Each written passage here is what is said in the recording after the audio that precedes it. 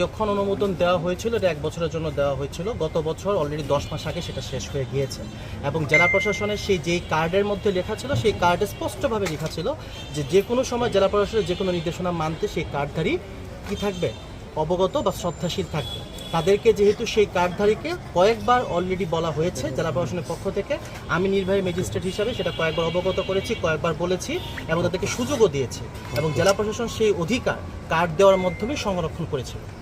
এই অভিযানের মাধ্যমে এটা হচ্ছে গিয়ে সরকারি খাত জায়গার উপর হচ্ছে গিয়ে, এবং এটা আরেকটা হচ্ছে গিয়ে এগুলা ইসি এলাকা এই ইসি এলাকার মধ্যে স্থায়ী স্থাপনা করা নিষেধ রয়েছে, মহামান্য হুডের নির্দেশনা রয়েছে। যে জায়গায় হুডের নির্দেশনা এই অবস্থায় কিভাবে এখানে স্থায়ী স্থাপনা করা হয়, যেগুলা করা, এই যে এটা করা হচ্ছে এটার বিরুদ্ধে আমরা অভিযান করছি।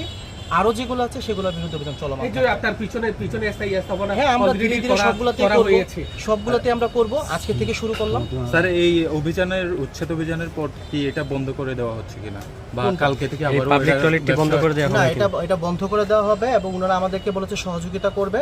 তো আমরা এই কারণে হচ্ছে ওনাদের যে জিনিসপত্র আছে সেগুলো আমরা সরিয়ে নিয়ে যাচ্ছি।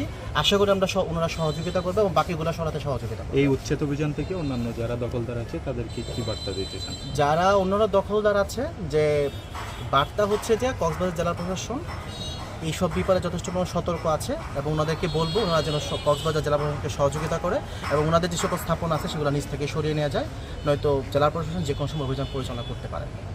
বিশেষ করে যে সমুদ্র সৈকত এলাকাতে আমরা সেই ব্যাপারে সতর্ক আছে। আমরা খুব শীঘ্রই সে সকল ক্ষেত্রে অভিযান পরিচালনা করব।